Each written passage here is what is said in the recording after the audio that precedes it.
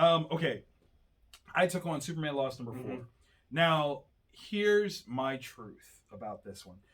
I didn't really follow this one as well, but there are moments within this that are so powerful that I think that what ultimately is being revealed by the time you get to this 4th issue, Christopher Priest, who is one of the greatest writers of comics, like not of a certain generation, comics, period.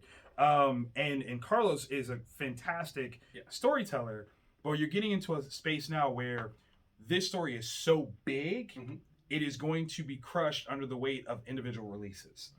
This is a story that when it's captured as a trade paperback will be one of the greatest stories of all time, without question. Straight through. Yeah. It's 10 issues long and we're not even halfway there yet. Yeah. So the range of what we're talking about and the way that they're expressing Superman's abilities and the thought process behind him is astronomical. I mean, we get told in here that Superman could hold his breath for days. Yeah.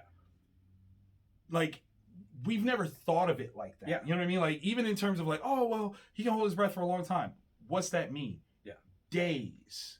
So, like, we saw it previously where he wasn't breathing, right? And Lois would wake up like, hey, you're doing it again. And he's like, oh, sorry. Because this was like such a traumatic event for him. He still got PTSD. Like, that's such a huge story. 4 issues. Like, that's it. Yeah. It's almost too big. But we're getting to a space now where, again, the adventure level of Superman is going into complex places where, you know, he's facing off against a certain situation where he's pulling things from other issues that we've already experienced, but when it's all coming together, you go, now how does he deal with that? Yeah. What is the perspective here? What is the right? What is the wrong? And does he have the right to say in that regard? This is why this is such a great series, because Christopher Priest is actively giving us the dark Superman that I think like Zack Snyder wanted to give us, but wasn't quite able to build with just the limited showcase of cinema that we got. Yeah.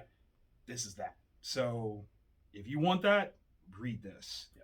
You should be reading it anyway, but read it for that. Yeah, it's one that by the time it's done, it's going to be spoken of in the same breath as Red Sun and All-Star Superman. Yes. Like, this is ridiculously good. Yeah. This is Christopher Priest up at the level that he was at, we'll say, when he did Black Panther, the Client, which I use as a sloppy segue